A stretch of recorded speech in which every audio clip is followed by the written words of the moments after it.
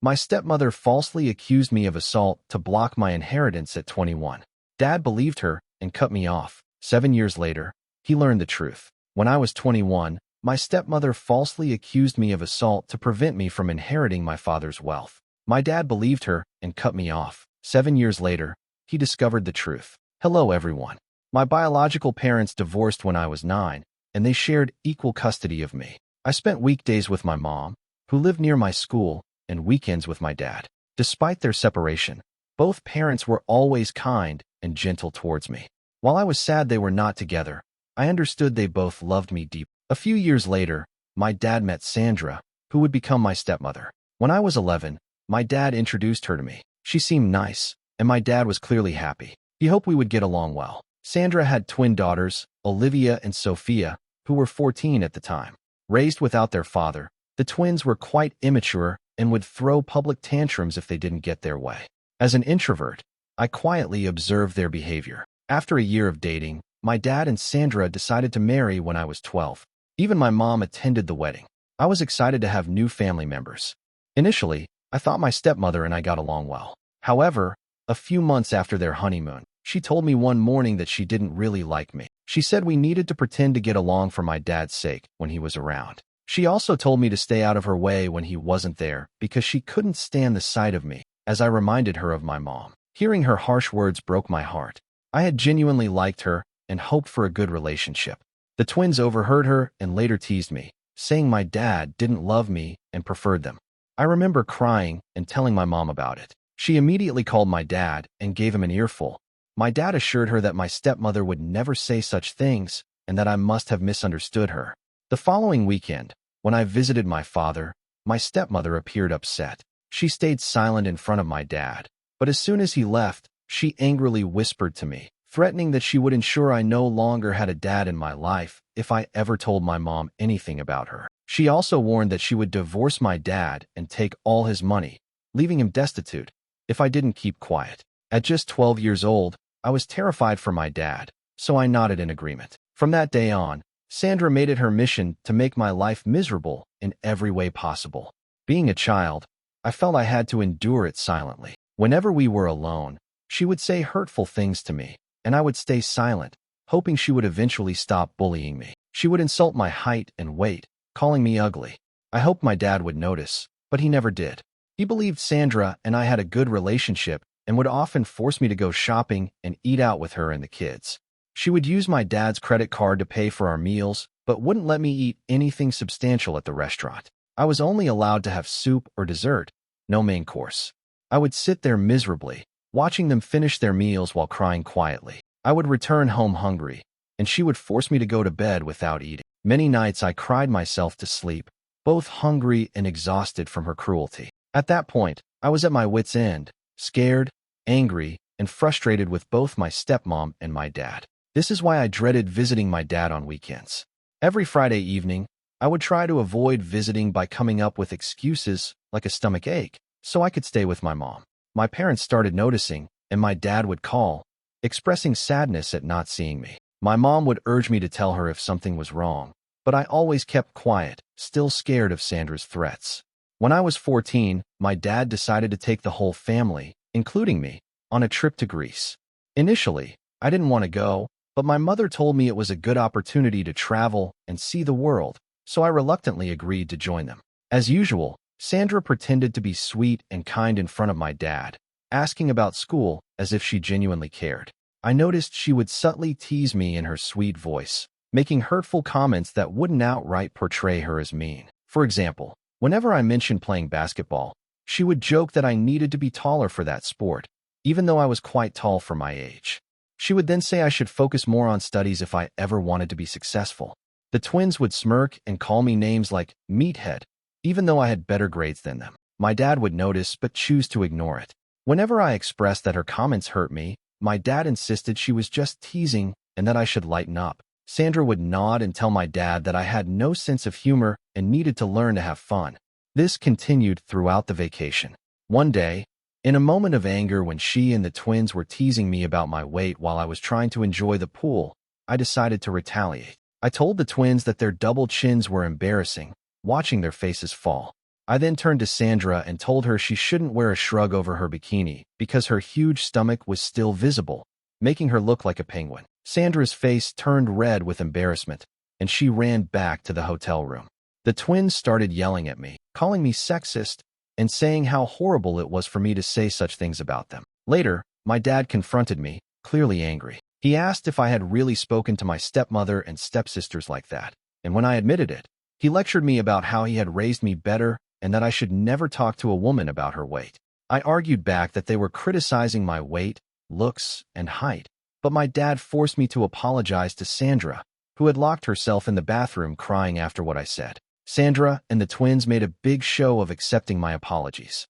When I got home, I told my mom everything. She spoke to my dad, who tried to blame me for the whole situation. My mother threatened to call CPS on him if Sandra ever commented on my weight or looks again. This scared my dad, and after that, Sandra never said anything directly hurtful to me. However, she and the twins would blatantly ignore me whenever my dad wasn't around, which I honestly didn't mind. When I was 16, my mom went away for a few days, so I stayed with my dad and Sandra. Sandra complained about having to cook for one more person, so on my last night, I decided to make dinner since my mom had taught me to cook from a young age to be independent. Sandra wanted to invite some friends over when she heard I was cooking. I prepared the meal, set the table, and served dinner. Everyone loved the food and praised me. My dad decided to do the dishes, so I went to my room. From there, I heard Sandra and her friends talking loudly outside my window. Her friends were saying how lucky she was to have a nice husband and a great house. When they mentioned how nice it was that I cooked for them, Sandra went on a rant about how annoying I was and that she couldn't stand seeing my face.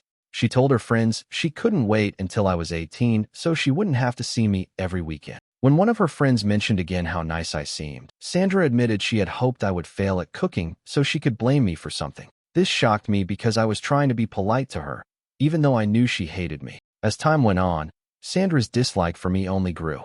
During college, when I visited my dad for a few days at his insistence, Sandra would completely ignore me. She would schedule family activities with just dad and the twins, or her and the twins, leaving me at home. If I woke up late during my vacation, she would yell at me, calling me lazy and inconsiderate, even though I always cleaned up after myself. I knew I was always respectful to her because my dad would be furious if I wasn't. Despite being polite and careful not to upset her, it felt like nothing I did was ever enough. She was also inconsiderate of my privacy. She would loudly enter my room while I was sleeping, waking me up, or barging in without knocking, making me extremely uncomfortable. She would randomly search my room and look under my bed for reasons unknown to me. She refused to pick up dinner for me, but did so for the family, never inviting me to join them. Despite this, I kept quiet, tried to stay out of the way, and spent time with Dad whenever possible. Now, on to the main incident. When I turned 21, my dad invited me to visit him, saying he had some important news to share.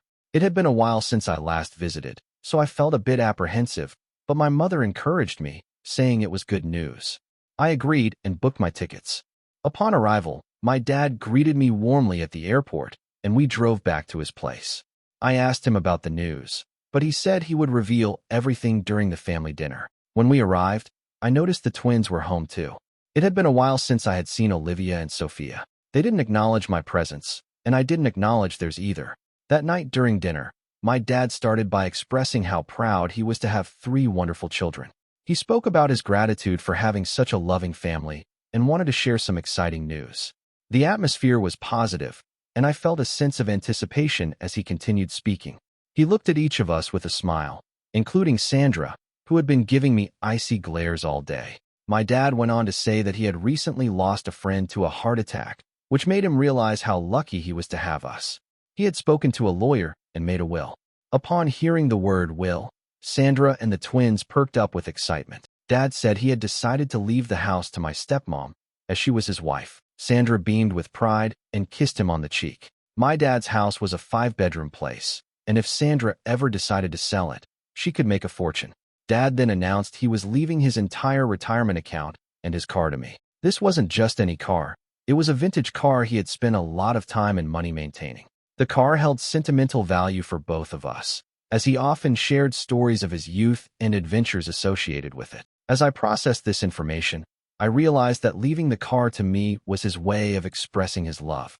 As my dad spoke about his pride in me inheriting the car, Sandra's expression shifted from pride to discontent. She exchanged glances with the twins, who seemed equally displeased. It was clear that the idea of me inheriting a significant sum of money and the beloved vintage car stoked their resentment. Dad, apparently unaware of the tension in the room, continued to explain how he would leave the joint bank account he shared with Sandra to the twins. Since Sandra was a homemaker, the money was entirely my dad's.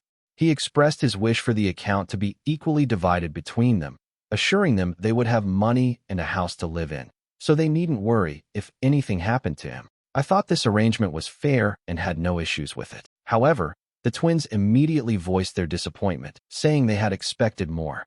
They argued that my dad should also leave them his retirement account, claiming I didn't need it anyway. When my dad questioned their reasoning, Sandra chimed in, stating that as a guy, I should find my own way, whereas they were women and needed more money for financial security. My dad reminded Sandra that he had already taken care of their college funds, and now they were also getting a house and a bank account, so they had nothing to worry about. Despite this, Sandra kept insisting that I didn't deserve so much money. My dad firmly reiterated that his decision was final. I sat quietly, observing as the argument escalated. Suddenly, Sandra burst into tears. We looked at her, startled, and my dad reassured her that there was no need to cry since he had divided everything fairly. Through her sobs, Sandra claimed she had kept silent for years to protect the family, but couldn't hold it in any longer. The room fell into awkward silence, and my dad and I exchanged confused looks. Despite the palpable tension, he gently encouraged Sandra to share what was weighing on her mind. Amidst her sobs, Sandra began to recount how, a few years ago, I had supposedly tried to force myself on her, but she had kept it hidden to protect me. I was stunned, completely blindsided by the unexpected accusation. Before I could even grasp what was happening, Sandra started elaborating on her fabricated story. She told my dad that after our vacation in Greece, where we had an argument about weight and height, I would constantly stare at her and attempt to enter her bedroom uninvited. I sat frozen in my chair as she continued to concoct tales of how I would try to barge in every time she took a shower or get uncomfortably close to her face when we were alone. She claimed she dreaded having me over every weekend because she feared I would behave the same way with the twins. I tried to defend myself, vehemently denying the baseless accusations and yelling at her for having the audacity to make up such lies, but Sandra continued to cry as if she were the victim. She went on about how, as I grew older, I made her increasingly uncomfortable, and on one occasion when we were alone, I allegedly tried to force myself on her. My eyes widened in shock, and the blood drained from my face upon hearing such a serious accusation. My dad looked utterly confused and concerned, his eyes darting between me and Sandra, clearly at a loss for words. Sandra continued her story, claiming she had suffered in silence for years, afraid to speak up for the sake of the family. I yelled at Sandra, calling her a psycho, insisting there was no way I had ever looked at her inappropriately, let alone touched her. Sandra yelled back that she was done keeping her silence and needed to expose a monster like me. The twins began shouting furiously at me, accusing me of putting their mother through this and using words like rapist and molester. My head was spinning, and it all felt like a bad dream. I couldn't believe how a pleasant evening had turned into such wild accusations. I looked at my dad for support, but he remained quiet, clearly trying to process everything Sandra had said. He asked her if what she had spoken was true, and Sandra nodded, asserting that she would never lie to him about his own son and that, as his wife, he should believe her. While I tried to defend myself, my dad asked Sandra why she hadn't spoken up earlier. She explained that she feared no one would believe her since I was a minor trying to do inappropriate things with her. As a stepmother who had married my dad, she felt people would dismiss her words. She claimed she had to bear this silently to protect the family. I was crying at this point, begging my dad not to believe her. I never imagined Sandra could fabricate such atrocious lies, especially after what she had put me through over the years. Unfortunately, Sandra's manipulation had strained my relationship with my dad, and he seemed torn between trusting me and believing his wife. The twins, influenced by their mother's narrative, supported Sandra's false accusations and yelled at me to leave their house. I yelled back that it was my dad's place and they shouldn't believe their mother's lies. My dad, amidst the chaos, looked up at me, and told me to leave the house until the matter was resolved. It felt like a punch to the gut. Being rejected by my own father, who chose to believe his second wife over me, left me hurt, confused, and betrayed. I packed my belongings and left the home I once thought was mine. I flew straight to my mother, who was shocked to see me at her doorstep. When I told her everything, she was furious and ready to confront my stepmom, but I asked her not to, knowing how unpredictable and dangerous Sandra could be. If Sandra could concoct such wild lies to get me kicked out of my dad's house because she was upset about the inheritance, she could do much more to ruin my life. I couldn't risk having her in my life any longer, which is why I decided to cut off my dad permanently. Since he chose to believe her, he didn't deserve to have me in his life. Sandra's actions left me terrified of being around any woman, fearing I would be falsely accused again and lose my job and career.